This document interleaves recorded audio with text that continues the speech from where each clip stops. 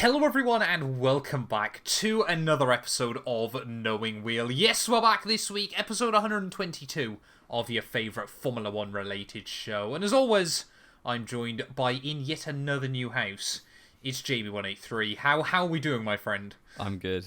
Moving house over the previous week has been fun. I'm now in a flat on the 6th floor of Manchester. Not of the whole city, just of this building. But yeah, it's good. It might be slightly more echoey than usual, and the lighting is probably worse than it was in my old place. But we're here, and in 6 weeks I'll have another new flat to be in. So look forward to that. I'm sure there's many that would argue the less we can see and the less we can hear, the better from my colleague Jamie183. But yeah, he's going to be moving again during the summer break. So what can we say? Well travelled is Jamie183. Yeah. Someone needs to make a list of all the locations that I've recorded in. I feel like it must be about 15 by now. I was going to say, we're definitely at double digits for you, aren't we? And to be fair, I think I've recorded in 4 places. No, more than that. 3 at least. Wow. Because we did a couple when I was out in Switzerland. I've done 3 in the last 3 weeks. Yeah, I know. You constantly move around, though, and I just sit in this room most of my life. Yeah, fair. But anyway, we have actually got a lot to go through today, haven't we? Yes. Reviewing the action from the Austrian Grand Prix. It is notes galore. But yeah, second sprint race weekend of the year, of course. We did an Austrian GP pre-show as well. Quickly, before we go into that, we're going to start trying to get into a routine, doing some housekeeping around the channel as well. Starting in 2024, for those of you that are watching here on YouTube, that obviously are audio listeners, you'll be absolutely fine. Starting from 2024... we will be exclusively moving the podcast over onto its own channel. It'll be linked down in the description below. Obviously, it is known as the Knowing Wheel channel already, so we've posted clips from the podcast before. That's probably going to be coming back as well. But yeah, next year, the podcast is going to be completely moving off of the Matt212 YouTube channel. We're already posting, as of last week, every new podcast that we do onto that channel as well. So yeah, it's basically, we're just trying to make a transition ready for next year, because obviously we want to do a few more things with the show, and it does, we've kind of discussed it, and we think it gets a little bit kind of hidden here, because obviously I do a lot of different things, but yeah, link in the description below if you're here on YouTube. Go sub over there, of course, and yeah, start watching the show over there. I suppose may as well get into the routine, if you will. But as we said, we did an Austrian GP pre-show, so there wasn't too much to talk about going into the weekend. I think the only major thing we missed, Jamie, wasn't it, was Lando Norris's new McLaren car. Yes. Yeah, they've brought in a bunch of upgrades that were initially planned for Silverstone, but they got them done early. So he can have, they got one of them done early. So Norris got basically a B-Spec car almost, straight ready for Austria, whereas Piastri had to make do with the old McLaren, which, as we've discussed previously, is lacking in many areas. So yeah, we had wait and see how that did over the weekend, and I think they'll be pretty happy with it, to be honest. Helped, of course, as always, by the fact that Lando Norris is nuts around the Red Bull ring. Yeah, he's an absolute Spielberg merchant, to be fair. Like, first podium was here, got a podium and a front row start in 21. Arguably could have had 2 podiums in 2021. Yeah, he's really, really good around here. Probably one of his best tracks. And if ever we needed more evidence that he probably is Red Bull's future alongside Max Verstappen, I think that is absolutely another argument that can be made. His driving style is so similar to Verstappen's, yeah. It's, nuts. Absolutely nuts. But of course, jumping into free practice, though, I mean, obviously, only one free practice session this weekend. This was something as well that I wanted to talk to you about. Only one free practice session, I know we've discussed it before, really, really does screw over the rookies, doesn't it? I guess, yeah, a little bit. Little bit? Yeah. Well, I guess learning a new track. If they've been there before, I guess it'd be okay. Which they will have in Austria. Yeah. So, I don't know. It's the same for everyone, though, isn't it? Because, it's just how the cookie crumbles, I guess. There is a tiny part of me that wonders whether the rookies should be given like an extra 30 minutes or something like that. But I know obviously it would never happen in a million years. But yeah, I mean, free practice, to be honest, was a fairly boring affair. Mercedes looked quite competitive against Red Bull. Max was fastest in the end, though. He was, like I said, no real instance. Again, it's only one practice session, and obviously we're qualifying later on in the afternoon. No one really wants to take any risk, do they? Trashing a car that then means you could not qualify and then start the race at the back. Would be an absolute disaster. So we'll jump right in then with qualifying. Of course, our first of 2 qualifyings this weekend, and the first one probably less dramatic than the second. But it did start with Valtteri Bottas going for a spin, didn't it, at turn 1? Yeah, and then the second in 3 weekends or something, when the Alfa Romeo just stopped, they thought it was done. They red flagged it, and then they got it going again. So a little bit premature on a red flag potentially, although. Yeah, it looked like he was done in the session, then just got it rebooted. So it was a little bit rookie from Bottas. I mean, he's not been that good this whole season, really, other than a few races. So, yeah, I don't know if he's enjoying it anymore, but that's probably a discussion for another time. And yeah, they got going again. Yeah, they got going again, and no major surprises in Q1, other than just how close it was, which I guess we could have seen coming, really, given how short the track is in the modern cars in terms of lap time. And yeah, you had the 2 AlphaTauris, 2 Williams, just 1 Williams of Logan Sargent, Magnussen and Zhou Guanyu out in Q1. Magnussen had some sort of issue. I can't remember quite what it was. ERS, wasn't it? Yeah, there was some sort of issue that he qualified 18th was the reason. But yeah, I mean, he was going to lose to Hulkenberg anyway, let's be real. Yeah, Q2 though was a big talking point. You obviously had Sergio Perez in the Red Bull off the back of 3 in a row where he hadn't made Q3 in one of the fastest cars the sports has ever seen, and once again somehow managed to mess it up in his Red Bull, which will not have gone down very well with Red Bull management, you imagine, and especially when he had 3 attempts to make it through to Q3, and all he has to do is kind of play it safe. It's not about getting fastest in that session. It's just about getting through to the top 10, which he could kind of do at a canter, really. Maybe at 90%, 80% of what the car's capable of, he could get through to Q3. And yeah, he managed to have 3 goes at it, and all 3 of them had his lap time deleted. So didn't set a lap in Q2 and was out in 15th place, which, yeah, was pretty shocking from Perez, really. And I'm sure it's just the pressure that's mounting. If he doesn't do it again in Silverstone, what do you even do at that point? Yeah, I mean, I was going to say that in a minute. I reckon Silverstone will be where he starts to get his mojo back. But, I mean, the first time since 2008, a Red Bull has failed to make Q3 4 times in a row. And this is probably the most sickeningly OP Red Bull that they've ever had in that regard as well. I get it. It's a short lap. You have got to still be on it. I mean, it was David Coulthard, I think, made a fantastic, obviously, statement after Q1. The first time ever in Formula 1 that the entire grid has been covered by less than a second in a session, which was closer than F2 and F3. And obviously they've got identical cars, yeah. Which is absolutely wild, isn't it? The fact it says a lot about the quality of driver. Yeah, exactly. That is the other big thing. You haven't got your Brad Benavides or some of the really poor drivers in F3. Nikita Mazepin anymore. Nikita Mazepin as well. Exactly, he was a second off anyone. Never mind everyone. Yeah. But I mean, yeah, Checo, he's got a. I mean, to be fair, a little bit of spoiler, of course, but we all, I'm pretty certain we all would have watched the race.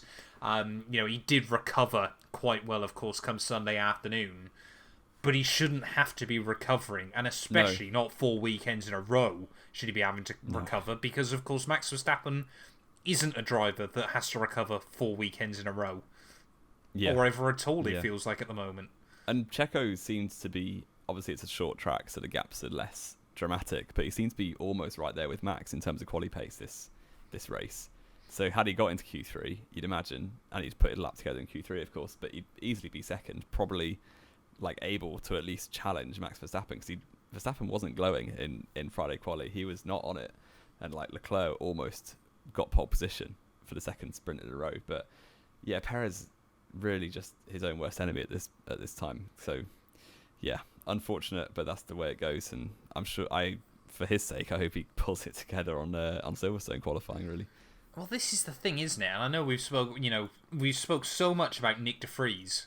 Is really in a tight situation with Red Bull at the moment. It does feel like any day that announcement could come, and I don't think either of us would be too surprised.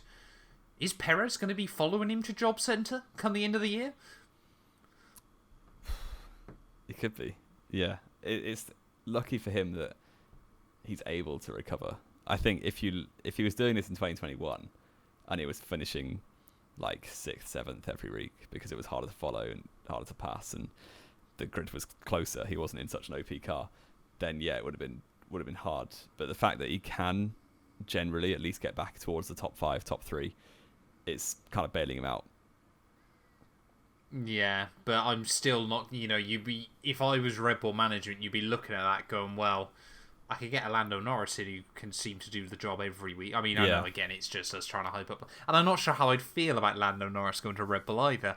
Going to the dark side, yeah. Exactly. I don't think Max Verstappen would feel that happy if he got a proper good teammate, to be honest. I think Verstappen would beat him. Yeah, but it would be less comfortable. It would be more of an ego thing for Max. Which, I mean, I was literally about to get onto in a couple of minutes when we talk about the actual sprint race. But yeah, obviously we jumped into Q3 though. I mean, like you said, Max, I think not on it is a bit harsh. I think he just knew, of course, that it didn't really matter at that point, did it? Yeah. Because the only car that was ever going to be able to keep up with him in the race was starting P15 again. And I mean, he still took pole. That being said, though, Leclerc, Friday night again, absolutely wringing the neck out of that Ferrari. It was a fantastic lap by him to get within half a tenth of the Red Bull. I mean, those final couple of corners were absolutely beautiful, driving from Charles Leclerc. And he had Sainz right behind him in P3. Carlos Sainz, I think he had a decent little weekend. He did. Unfortunately, didn't really get what he deserved in terms of result, but that was kind of his own fault. We'll comment on that later. But yeah, he was very good pace all weekend. Yeah, and again, obviously, like we said, Spielberg merchant himself, Lando Norris, P4 on the grid as well. They're able to beat out Hamilton. And another weekend where Aston Martin just seemed to be a little bit alienated. Yeah, it's strange what's going on with them, because at the start of the season, they were fantastic everywhere and on all kind of track.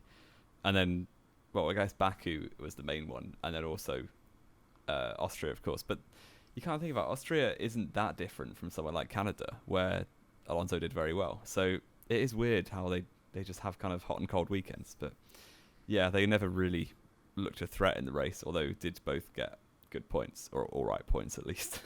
Yeah, picked up the pieces quite nicely, didn't they? I think they were kind of bailed out in many ways, obviously, for Mercedes having a bit of a nightmare. Obviously, George Russell out in Q2 on Friday.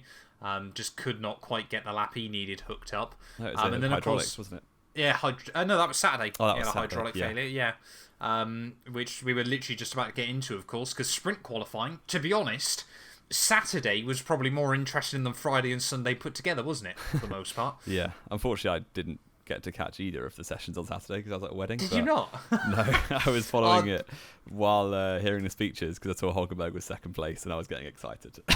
I guess I'll run through that then. So yeah, sprint qualifying, of course, we woke up Saturday morning. Rain had hit the Spielberg circuit. So obviously F3 had kind of moved a lot of standing water off the circuit. I've watched that race, very, very good fun. But yeah, it was a moist track, I think is probably the best way to describe it, in the sense of there was definitely still a lot of wet patches, but unless you were Williams, you were going straight out there on a set of dry tyres. Carlos Sainz, again, shout out to him. Issues early on in his Ferrari, though. I think he had issues with the brakes, didn't he? That he wasn't getting the engine braking proper, or the recharge braking, but came back out late on in Q1 and just went and immediately went fastest, which was mega by him, especially on a track that was constantly evolving. But the big controversy, Jamie, that kind of got forgotten about, and I don't know if you've seen the clip of it, was Max Verstappen and Lewis Hamilton. I just saw that Hamilton was out in 18th, and it was quite funny. So it was very, very awkward, and this was a point that I was going to talk about. So Max Verstappen is finishing off his lap. Round in the final corner, Hamilton is starting his lap in front of him. He's probably about a second in front, but it means obviously because he's starting a lap rather than finishing one, by the time they get to the line, Verstappen has all but pulled alongside him. So obviously Lewis then heads down in towards turn one. Max then obviously, like I said, has finished his lap. but he just kind of doesn't really bail out of it and stays on the inside of Lewis in towards the first corner. Now, that is interesting. I found it quite funny. First of all, because obviously, had it gone to the stewards, Max would have gone, well, I was trying to go for another lap, and would have got away with it. There's no way you'd struggle to prove against it. Yeah. But what surprised me was the fact that neither of them got a penalty rather than both of them. Because really, they both blocked each other's runs. Yeah. I mean, the stewards are generally, they don't try and get involved if there's no real loser. So I guess he saw it on lap 1 as well, where Tsunoda went for a dumb move, but they didn't give him a penalty because the only loser was Tsunoda. So giving him another penalty would have just been a bit, strange. So I guess that's kind of why they both, it's just like school kids fighting. If they're both suffering, then just leave them to it. But I think it gets even more difficult, of course, when Charles Leclerc picks up a penalty, even though he was coming into the pit lane. And obviously Oscar Piastri was on a lap, and obviously just the mess that is the Austrian GP pit lane entry. And you kind of say there was no loser. What about every other driver on the grid who doesn't block someone? Doesn't gain from their penalties, potentially. But yeah, it wasn't that big of a deal in the end. And why was Hamilton so slow? Was there a reason for that? Well, because Max was on the apex of turn 1 when he was trying to start his lap. Yeah, fair enough. So Zhou Guanyu, Piastri, Lewis Hamilton out in Q1. I mean, his interview afterwards was quite telling as well about drivers' feelings on sprint races. He went, I don't care, it's a sprint race. There's no points. So which is not a great look for Formula 1 when still quite clearly your drivers aren't interested by sprint races as well. And then, of course, it got even worse for Mercedes because Russell had a hydraulic failure, so he immediately couldn't do a run in Q2. So that meant Albon was going to start the sprint from 11th, just ahead of Gasly and the two current AlphaTauri drivers at his former team, Tsunoda and De Vries out. And then, unfortunately, I say unfortunately, depends who you're a fan of. Verstappen, Saturday, even qualifying a bit more comfortable, took pole by about 3.5 tenths over Perez. Lando, though, running up in P3, ahead of Hulk, Sainz, Leclerc. Again, Aston Martin a little bit anomalous in 7th and 8th, ahead of Ocon and Kevin Magnussen. Shout-outs to Lando and Nico, especially when Nico did that lap on medium tyres. Ahead of both Ferraris and both Aston Martins and both Mercedes. What a absolute goat. He's genuinely, this isn't even bait, he's one of the fastest qualifiers on the grid still, and he always has been better at qualifying than he has been in the race. Which is frustrating. That's not that useful. Yeah. That's not that useful. Yeah, I think a lot of drivers have still got that bit in them, haven't they? When it's all working well, they can extract a lot out of the car. Yeah. But I think he's also going up against K-Mag, who I would argue isn't a qualifier either. No, he's just a battler who beats people all the time. So. Yeah, exactly. But that then brought us on, of course, Saturday afternoon to the start of the sprint race. And have you seen anything from the sprint race? I watched the highlights. Then? Yeah, that's all right then. I was following it live on Twitter a little bit as well, but obviously was trying to be sociable. Yes, yeah. Thoughts on the Perez and Max incidents then at the start? That was just weird. It was just like Perez thought he was a hard man, kind of, and was like, I'm going to have a go at Max. And then, I mean, it was fair. I think, I'm glad there was no penalties, basically, but it was hard racing, obviously. I think if it wasn't teammates and if there was contact, they probably would have dished out some pens. But, yeah, I just found it funny that Perez went all like, look at me, I'm massive, into turn 1, and then into turn 3 he got absolutely done up the inside. Was left also nowhere to go. Yeah, but still, Max was able to brake so much later and get the car alongside, which was crazy. But yeah, I mean, I think Perez kind of probably had a point to prove after qualifying 15th for the GP. But yeah, it was never going to last that long. And I guess if he was able to get ahead of Max permanently and stay ahead of Max, then maybe he could have held that for the rest of the race. But I doubt it. But I guess that was his big opportunity, and he took it into turn 1 and then immediately gave it back into turn 3. Yes, yeah, exactly. And I mean, I said there obviously that he was left no space. He also left Max no space on the exit of turn 1. It was 6 to 1 half dozen the other, really, wasn't it? Exactly, exactly. And this was the point I was actually going to talk about when it comes to Max Verstappen's ego. Because, of course, that dive into turn 2 was completely... Yeah, you're the number 2 here, mate. I'm not. It was just like, right, if you can give that, you're taking this, really, wasn't it? Exactly. Yeah. The thing that gutted me in it, of course, was the fact that Lando Norris, had he just been able to get the car slowed down slightly earlier, probably could have taken the lead. Yeah. Because he was probably in prime position there to get up to the front. And instead, it was a certain Nico Hülkenberg that found himself all the way up to P2 after Verstappen and Perez continued to barge each other around at turn 4. Good move from Hulk on Perez as well. So, yeah, it was a very good move into turn 5, round the outside. Indeed. Best wet driver on the grid? No, definitely not. Probably top 5 wet drivers on the grid. Oh, behave. He genuinely, qualifying in wet weather, they're the good things. They're the things he has. Remind me where he finished in this sprint race after running P2 in a for car half that's probably of the race? the 8th fastest on the grid. Oh, give up. It's definitely not in the top 5 in the... It's because we've got 4 locked in. Yeah. And Haas are always nuts at Austria, remember? He deserves some credit. He's Haas are very always good. Great at Austria, so you can't even argue that. Fair. As well. I mean, it would take Perez 12 laps to get back past Hülkenberg, which is kind of nuts. By which point Verstappen had checked out and won the race. Verstappen had won, at this point. But it was looking like the dry tyres could be possible pretty soon. So after a good little battle between Leclerc and Esteban Ocon, which Leclerc then ran wide and let Lando Norris past him, George Russell was the first to blink at the end of lap 16, wasn't he? Yeah, was he out? He was out at the points, wasn't he, at that point? He was 10th, so just outside. So he kind of had to roll the dice because obviously you're battling for 1 or 2 points, and if it goes well, you might didn't care. Yeah, he might end up 5th or 4th if you go dries and it works. So that's what he did.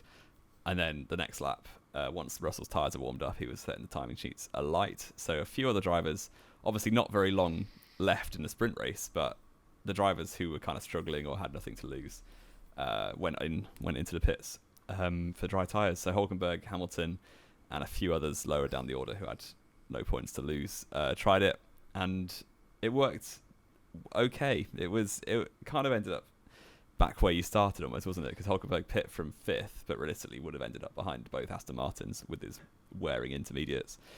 Well, he was getting jumped by him as he pit. Yeah, so he pits, comes out and dries in 11th or 12th, and then works his way back up to 6th, which is probably where he would have been anyway. So it wasn't like a Spa 08 or a Russia 21, but it was definitely an interesting end to the sprint race. A pretty good sprint race as well, all things considered. Well, this is what we always said about the sprint races, wasn't it? They work brilliantly when you get these kind of races. I want to see one that goes from dry to wet. I think that could be dramatic. Because wet to dry races nowadays, we've got so much data, haven't we? That they're quite predictable. They can be quite predictable. But dry to wet race, I mean, look at Monaco just a few weeks ago. That was absolutely wild for about 10 laps, wasn't it? Yeah. But yeah, I mean, like we said, obviously, some drivers' pit worked obviously quite well. You know, George and Lewis were able to work their way back up. But Red Bull didn't at the front, and Max still absolutely controlled it to the finish there. Took the win ahead of Perez and Carlos Sainz as, the Aston Martins duking it out, and Alonso was most definitely reminded of how much he's paid, so sat behind Lance Stroll right to the end. Yeah, reminded who owns the team, and stayed put. But Hülkenberg ended up behind them both in 6th with Ocon and Russell alongside each other over the finish line. Ocon just ahead in 7th. And Hülkenberg, picking up 3 points, which is his 2nd points finish of the season, I believe. Wow, he's only scored twice. Yeah, but he scored a lot. He's 6th and 7th in a Haas. So we take that. 6th in a sprint race, mate. Come on, it's 3 points. Yeah, it's not 3 all more than that. Hamilton got in the sprint. Yeah, it's a fair point, but look how well Lewis is in the championship. Yeah. Just remember, Hamilton's had more podiums this year than Nico will ever get. Will ever? That's a big statement. He won't get a podium. You can't honestly believe Hülkenberg's got a podium in him still, surely. It's been closer this year than he has been his previous few seasons in Formula 1. Yeah, but... he was a dodgy red flag call away in Melbourne, so there you go. He was, yeah, to be fair. Had he got a podium this weekend... in the sprint, how gutted would you have been? Because it wouldn't count. I would have counted it. I know you would have counted it, but it wouldn't have counted, was the point I was making. Yeah, I mean, it would have been... Like, I'd have still taken it really well, because you got the pictures, you get my new phone background, so that's all that really matters. Oh, you don't want Max and Checo on there, do you? Surely. Probably not. If it was like Max and Lando and Hulk, that would be all over it. You can't just make a podium. Someone photoshopped me that, and I won't use it. Don't waste your time photoshopping that, ladies and gentlemen. But that brought us in then, finally, to race day Sunday, doesn't it? Wow. It was a decent race. Again, it was another race, wasn't it, Jamie, where there's a fair amount going on. Yeah. But it's just the... I mean, there's no other way of putting it. It's no just jeopardy. The way Max wins. Yeah. If you He took just Max wins out of the in such picture... a boring way. If you took Max out of the picture, how many... You'd probably have 5 winners this... How many drivers have finished second? Alonso, Perez, Hamilton. Is that it? And Leclerc. Yeah, so 4 winners in 8 races, or 9 races, sorry. It's not that bad if you took Verstappen out. No, just remove Verstappen. But, I mean, yeah, it's just there's no jeopardy. So you've got slightly interesting races, but you just know that the win's always in the bag. So even as a Verstappen fan, I kind of want something to go wrong for him at some point, but still win the championship. It'd be all he needs to do, and this... Yeah, I'm trying to think. Just start doing Leicester first. Well, I'm trying to think of a way I word this nicely where it doesn't sound like I'm evil. Say, for example, he decides to take 3 months off to spend going fishing with his dad, let's say. Why he do that in the middle of an F1 season, I don't know. That would be brilliant. We get some different winners. He comes back and still wins the battle. championship. He probably would still. That's what worries me.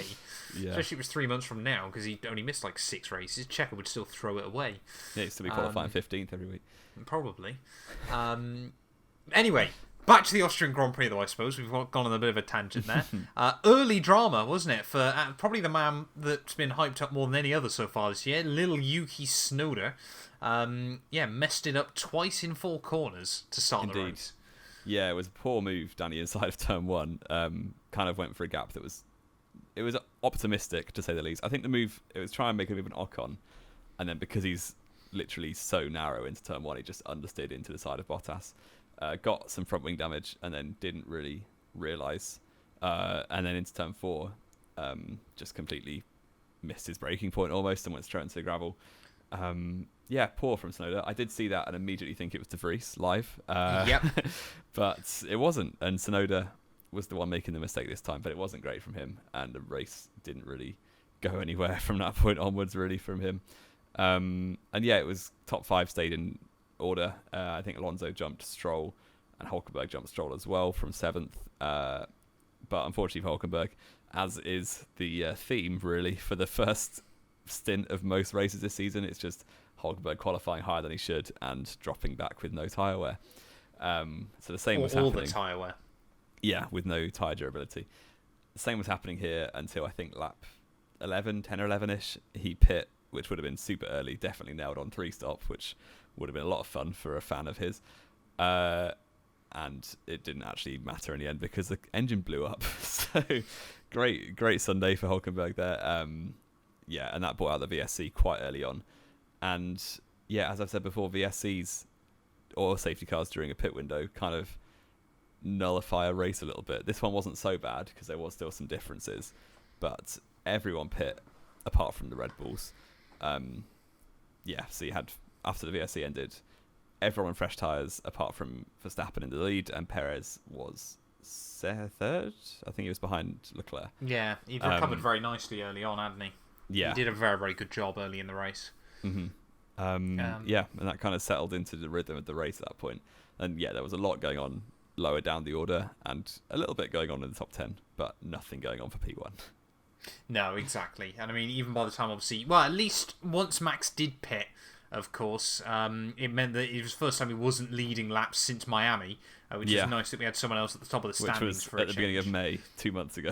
Yeah, alarming. We did still have some good battles though. Sainz versus Perez was a great battle early on in the afternoon, wasn't it?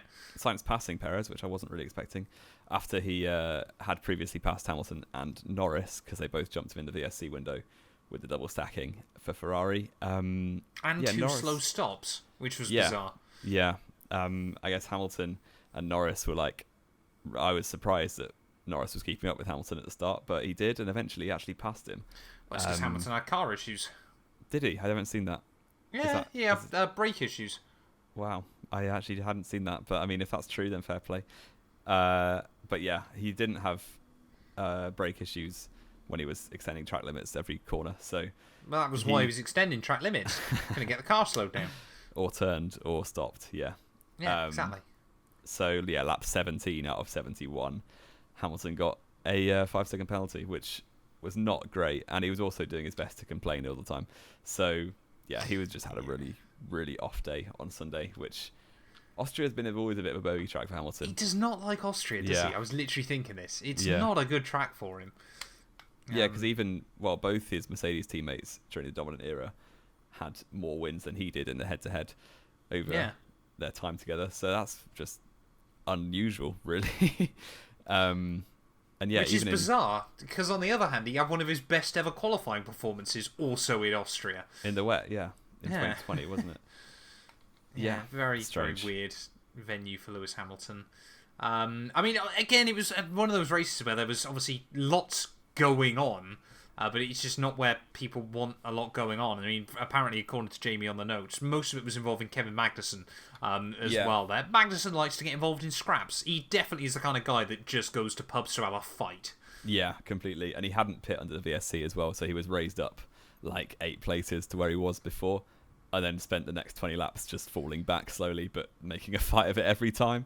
So yeah, it was fun to watch. But you had, I think, both Williams, Bottas was in there, Joe was in there, and Magnussen just being a bit of a menace to everyone.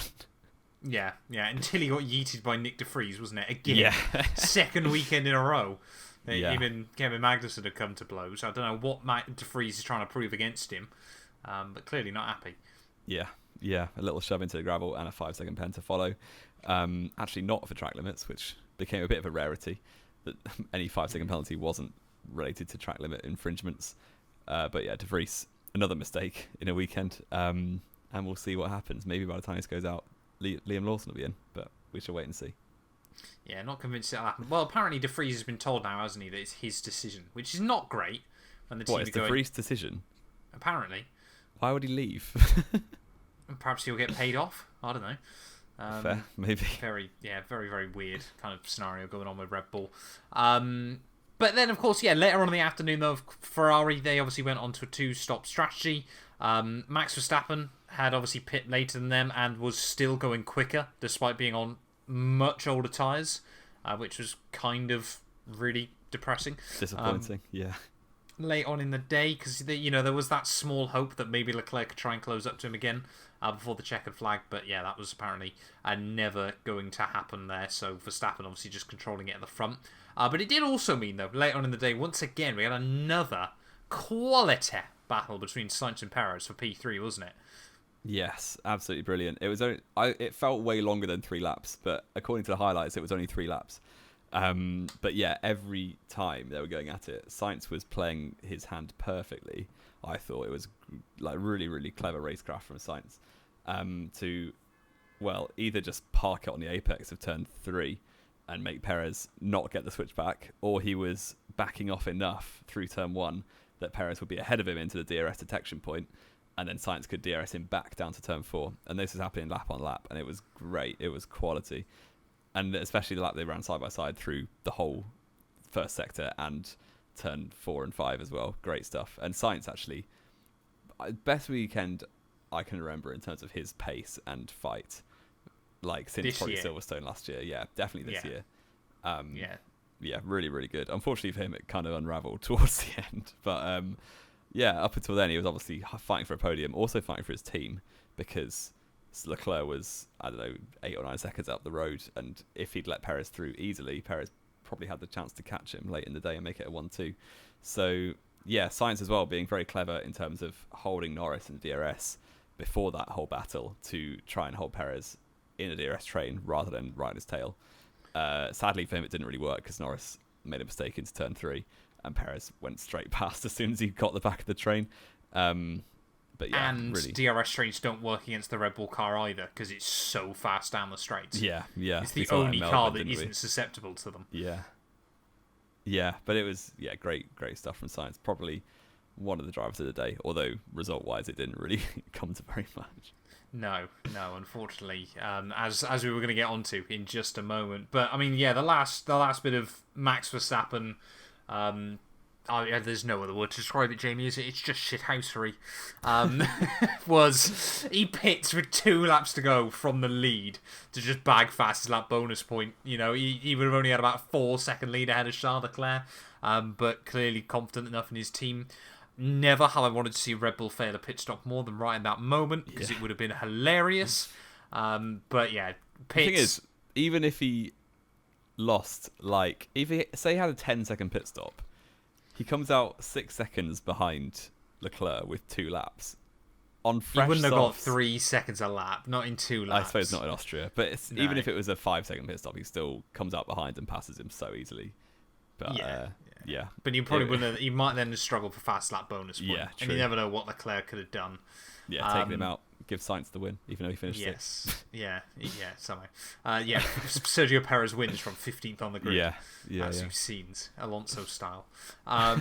Without cheating. But, I mean, the big talking point though, wasn't it, Jamie, was after the race, how many penalties had to be dished out to drivers. I mean, apparently, according to the FIA, 1,200 incidents had to be looked at across the weekend. Wasn't it? Was that across the weekend? I think on the whole, was it? Yeah. That is ridiculous. Isn't it? And the drivers have to take some. I would say majority of the blame. All of the blame. Yes, they're the ones going off the track. Yeah, exactly. And the white line defines the track limit. We've played league racing F1 before. That's how it works. And if you can't, I mean, I always used to just finesse the system and work out how to glitch it, but. Glitch it strong, just abuse it, I think is probably more accurate. Yeah, Germany turn 1, shout out. If the drivers don't want penalties, stay in the white lines, like Joe Gonyu did. And who else didn't? Someone ahead of Joe also didn't get a single warning the whole race. But I don't know who it was. Maybe it was Verstappen.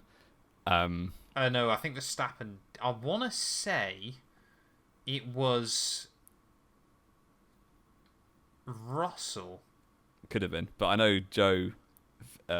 say they disqualify the lap that you corner cut on, Joe would have finished P2. Yeah. Was poor. And especially Esteban Ocon, who after equaling the record in Bahrain for most penalties in a race, he set a new record in Austria for most penalties in a race, so fair play to him.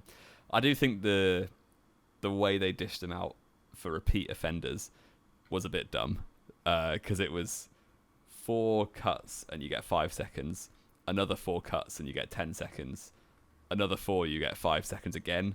I thought it was 4 cuts you get 5, and then another one it goes straight up to 10. Oh, was and that then another 4 you get 5. Yeah. Yes, that was That's it. That's the way I'd read it. Yeah. So that was a little bit daft, I thought, because I just think co-masters do it better. Just do a corner cut as a second penalty, effectively, because you get 3, you get 3 seconds, another 3, you get another 3 seconds. Up until you get disqualified, which I guess Ocon wasn't far off by co-master's standards. No, Ocon would have been by Cody's standards, I would have thought. Well, I think Cody's give you 20 corner cuts, isn't it? Something like that, yeah. Which Ocon must have been getting on towards. But yeah, a bit of a farce, but I mean, it's the driver's fault. Exactly, and this is the thing, obviously, when you've got drivers complaining about it, like, I'm completely of the mindset that still track limits now, for the first time, probably since we started watching Formula 1, isn't it, makes sense at last. Like, the fact that they came in last year, Niels Vittich, and I always forget the guy that actually does it now's name. I can't help you there. No, that's really bad, isn't it, for a podcast? Knowing wheel, not knowing the FIA. Exactly. Yeah, not knowing the FIA. We're not mates with them. But... yeah, the fact that they came in and went, right, it's white lines now. Simple as that. You stay between the white lines or you're getting penalties. Love that. Absolutely love that. It was and so most dumb, of the drivers like, 2 did years as ago. well. 2 years ago, But when then, it was like some corners are the curb, some corners are the white line, some corners you can do what you absolutely want. It was so stupid. So now the consistency, we love it. But then you've got drivers going, oh, well, if I haven't gained an advantage, then it shouldn't be a penalty. No, stay between the white lines. I could understand, I think it was Lando. It might have been Lando, it might have been Stroll, who got a warning, even though he locked up, ran off, and definitely lost time. Yeah. I can understand why that's still annoying. Did you see Hulkenberg got a warning for retiring from the race? Yes. That was funny. Yeah. But there is an element of you pay to keep it between the white lines. Yeah. The only thing the FA could have done better was stay on top of it quicker, because on lap 70, to be an automated system. They were still dishing out pens from lap 60. So We didn't know and the that results does for a long change time. the way a race works, unfortunately, for a lot of drivers. But yeah, I mean, this is the other thing as well that I wonder. I think this is more of an Austria problem more than anything else. But again, it's that fine balance between they're paid to keep between the white lines. Trying to think of the right word. They're not corrugated, but the way the outer curbs are around Spielberg. The sausage curbs. No, not the sausage curbs. The grooved ones. Right. Yeah. They don't help either because, of course, they just drag the car further out. But at the end of the day, if they're going to drag the car further out, stay don't away touch from them them in the first place. Should be pretty simple. In football, if a ball goes over the line, it's out. There's nothing Exactly. that's how it works. Yeah. Just very, very weird. But, it did mean at the end of the day, though, Max Verstappen takes the win ahead of Charles Leclerc.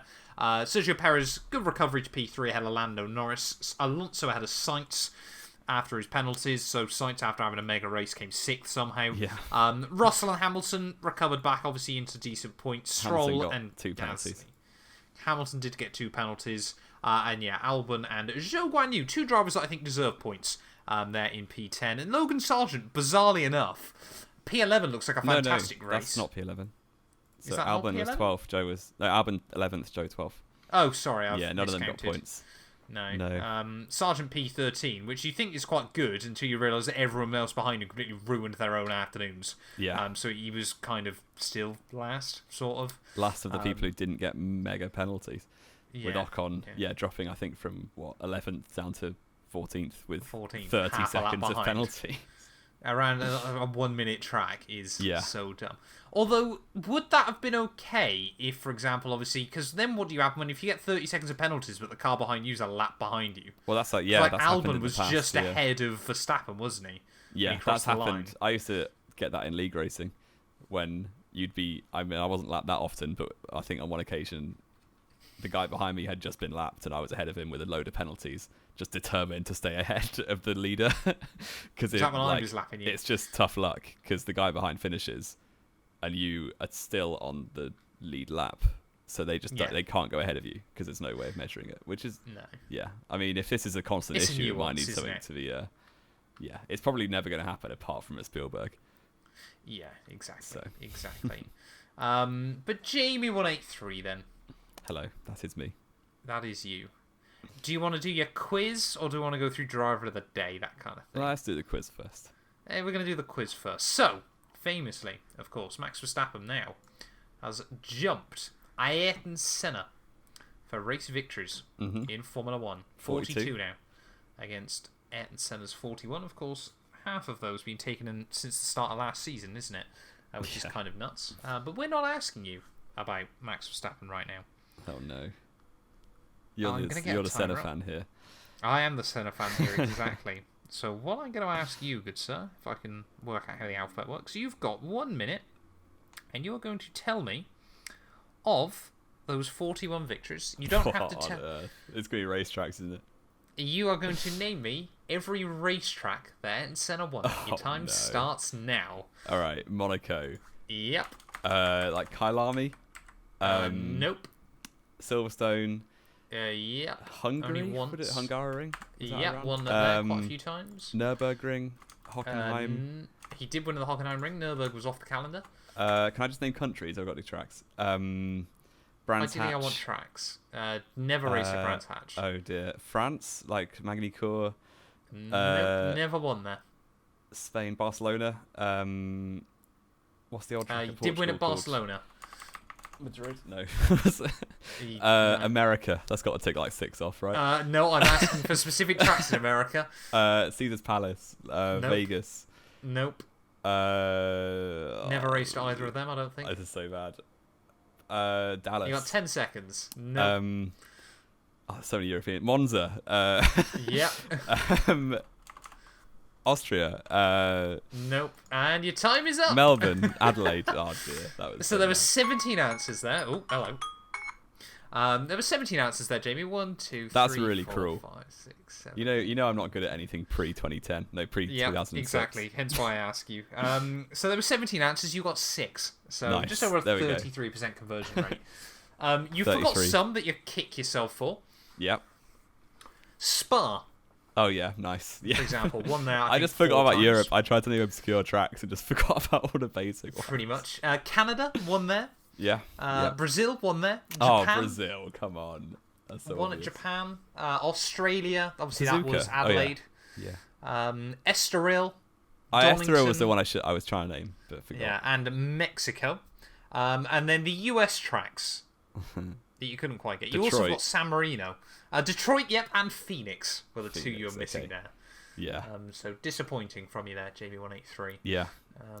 A disappointing I'm going to show. ask you about the 1960s next week. Please do. Please do. I look forward to it. Driver of the day then. Here from Spielberg. Or driver of the weekend, I suppose we do. Driver of the weekend. I mean, I'm not giving it to Max just because that's quite boring, but he did do everything he could have done. I mean, he scored every possible point, couldn't he? I don't think it's harsh not to give it to him, but I totally get it. I'll give it to Lando Norris. I think, Lando Norris had a fantastic He got the weekend, official didn't he? one as well. He did, didn't he? Because, he had a very good weekend. People forget that he is a merchant around the venue as well, but, doesn't make him any less good this weekend. Sainz as well, like I said, I think he probably deserves a bit of a shout out, despite the fact he didn't really look good on the results. And if it's for Sunday only, I think Checo did quite a decent job, all things Should considered. have finished second, but yeah. Every driver that didn't get a track limits penalty, I think also deserves a bit of a shout out in that regard. In terms then of our own little predictions, I did really well this week, didn't I? Yeah, I need to start taking it seriously again and stop predicting Alonso to win. So I think I got 7 points. out of 10, 7 wasn't points. it? 6 of them were for Max, but I'm taking it. Yes, I should realistically 6 should be a minimum for a sprint weekend these days. But for some reason, did you get, sorry? I said Alonso would win the sprint race, which didn't happen. Didn't really look like ever happening at all. So yeah, that's a shame. But I think I got 4 points for Verstappen quali and race, and that was it. Was that it? I think you put Leclerc on the podium. No, I didn't. I went Alonso you not? Russell. Yeah. Oh yes, you did. So you got 4 points this weekend, which actually means the scores are closing in. It's They are. 35 to 33. I'm fighting back this year. This is going to be my year. I need to where start being fight back. boring again. Maybe. I'm quite a fan of the fact I might actually have a chance this year, which is good for me.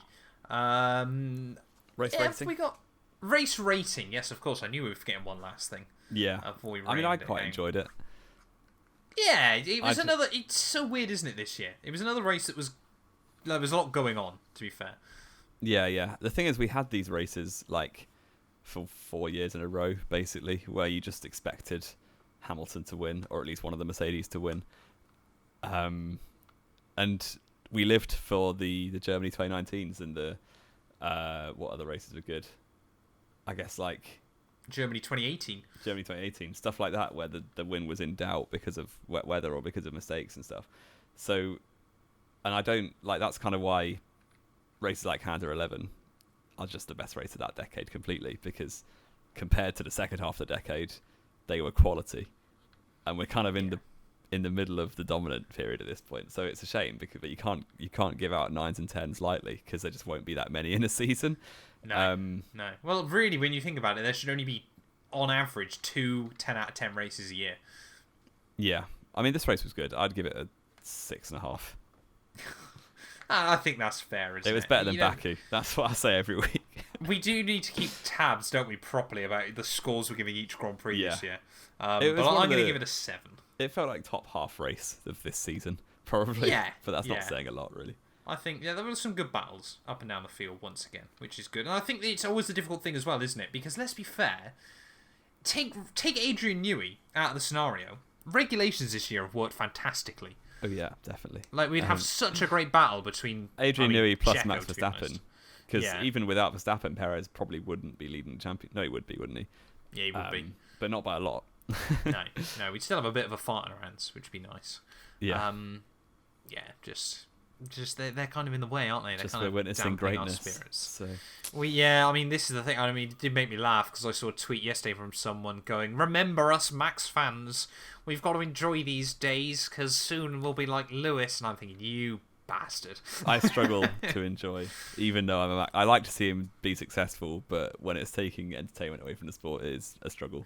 And the thing it is as well, like we said at the start, it is the way Max is winning on a lot of weekends as well. That is just. I'm just glad he's not complaining all the time like Lewis used to do. So. I must admit, even I did get a little bit annoyed on a couple of occasions with Lewis this weekend. Yeah, he didn't do great. On Sunday anyway. Yeah. But again, it's like we said, it's one of his bogey tracks. It's a really odd venue for him, which is a bit of a shame as well. But have we got anything else to talk about, Jamie? McLaren are bringing Chrome back. I was literally about to say that. I was like, we get to talk about that on hopefully Thursday or Friday, whenever the podcast goes up. That can hopefully be quite cool. But yeah, we will be back then, like we said, obviously, to recap. Oh, sorry, to preview even, I should say, the British Grand Prix later on in the week. Thank you all, as always, so much for watching. If you have enjoyed, please do make sure to leave a like, get yourself subscribed, follow us on all our various social media bits and pieces as well. And yeah, we will return very, very soon then, ready to discuss the British Grand Prix.